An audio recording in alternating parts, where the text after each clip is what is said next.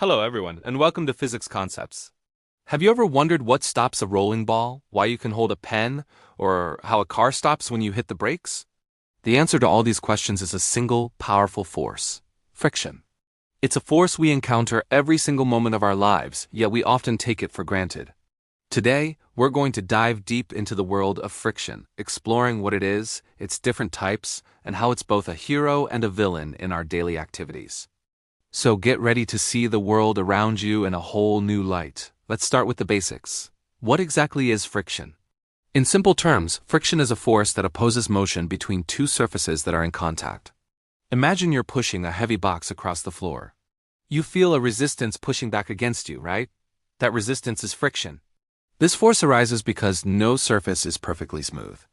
If you were to look at any surface under a powerful microscope, you'd see it's full of tiny bumps and grooves, kind of like a microscopic mountain range. When two surfaces rub against each other, these tiny imperfections interlock and catch on one another, creating a force that tries to stop the movement. The rougher the surfaces, the more they interlock and the greater the friction. The force you apply also matters. Pressing the surfaces together harder increases the contact points, which in turn increases the friction. So friction is essentially the universe's way of saying, not so fast. Now, let's talk about the different flavors of friction. The first one we'll look at is static friction. The word static means not moving. So static friction is the force that prevents an object from starting to move in the first place. Think about that heavy box again. When you first start pushing it, it doesn't budge. That's because static friction is pushing back with an equal and opposite force, keeping it perfectly still. It's like an invisible anchor holding the box down. This type of friction is a real lifesaver. It's what allows you to park your car on a hill without it rolling away. It's what keeps the nails in your walls and the furniture on your floor. Without static friction, everything would just slide around uncontrollably. It's the force of stability. But what happens when you push hard enough and the box finally starts to move? Well, the friction doesn't just disappear. It changes into what we call kinetic friction, also known as sliding friction. This is the force that opposes the motion of an object that is already sliding. An interesting thing about kinetic friction is that it's usually less than the maximum static friction. That's why it often takes a big push to get something moving, but once it's sliding, it's a bit easier to keep it going. You've probably felt this yourself. Kinetic friction is at play when you re-sliding down a snowy hill or when you slide a book across a table. That's the force that generates heat when you rub your hands together to warm them up on a cold day. That heat is actually energy being converted from the motion. There's another important type of friction that made modern transportation possible: rolling friction. This is the friction that occurs when an object, like a wheel or a ball, rolls over a surface. Think about how much easier it is to move that heavy box if you put it on a dolly with wheels. Why? Because rolling friction is much, much weaker than sliding friction. This happens because the contact area between the rolling object and the surface is very small, and the surfaces deform slightly at the point of contact instead of sliding and interlocking. This is the genius behind wheels, ball bearings, and roller skates.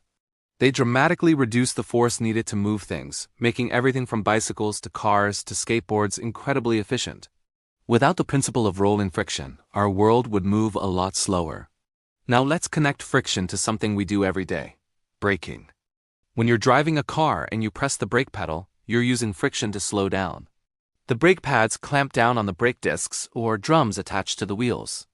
This creates a huge amount of sliding friction, which converts the car's kinetic energy, the energy of motion, into heat energy. This conversion of energy is what brings your car to a stop. But what happens if you brake too hard, especially on a slippery surface like a wet or icy road? The wheels can lock up and stop rotating. When this happens, the car is no longer rolling, it's sliding. This is called skidding. Remember how sliding friction is different from static friction? When you're skidding, you lose the controlled grip that your tires have on the road, and the car can become very difficult to steer.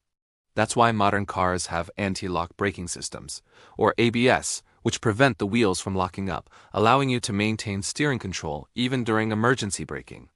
So is friction a good thing or a bad thing? Well, it's both. Let's talk about the advantages first. Friction is absolutely essential for our lives. It's the force that allows us to walk. Your shoe grips the ground because of static friction. Without it, your feet would just slip out from under you, like trying to walk on perfectly smooth ice. Friction lets us hold things, write with a pen, and light a match. It's what holds screws and nails in place to build our homes. As we just discussed, it's what allows cars and bikes to stop safely. In many ways, friction is the force that holds our world together and allows us to interact with it meaningfully. However, friction also has its disadvantages. It's a major source of inefficiency. Whenever parts of a machine rub against each other, friction creates resistance, meaning you need more energy to keep the machine running. This wasted energy often turns into heat, which can cause machines to overheat and get damaged. Think about the engine in a car. Many moving parts are rubbing together, and if not for lubricating oils, the friction would cause the engine to seize up very quickly. Friction also causes wear and tear. It's why the soles of your shoes eventually wear out, why your car tires need replacing, and why machine parts eventually break down. It is a constant battle for engineers to minimize the negative effects of friction while harnessing its benefits. Since friction can be such a problem, engineers and scientists have developed several clever methods to reduce it. One of the most common methods is lubrication. By applying a lubricant like oil or grease between two surfaces, you create a thin film that separates them. Now, instead of the solid surfaces rubbing against each other, the layers of the fluid slide past one another, which creates much less resistance. This is why we put oil in our car engines. Another method is to make surfaces smoother through polishing. By reducing the size of those microscopic bumps and grooves, you reduce the interlocking and therefore the friction. A third way, as we've seen, is to use rolling motion instead of sliding motion. This is the principle behind ball bearings, which you can find in everything from computer fans to fidget spinners. Tiny balls roll between the moving parts, replacing high sliding friction with low rolling friction. And finally, in some advanced applications, we can use air cushions or magnetic levitation to lift an object slightly off a surface, eliminating contact friction almost entirely. Think of a hovercraft or a maglev train, so there you have it. From the simple act of holding a cup to the complex engineering of a high-speed train, friction is a fundamental force that shapes our world in countless ways.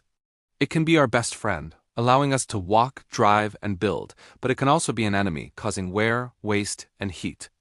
Understanding friction helps us appreciate the clever solutions humans have designed to manage it and opens our eyes to the invisible forces at play all around us. Thank you so much for joining us on this journey into the world of friction here at Physics Concepts. We hope you found it interesting and easy to understand.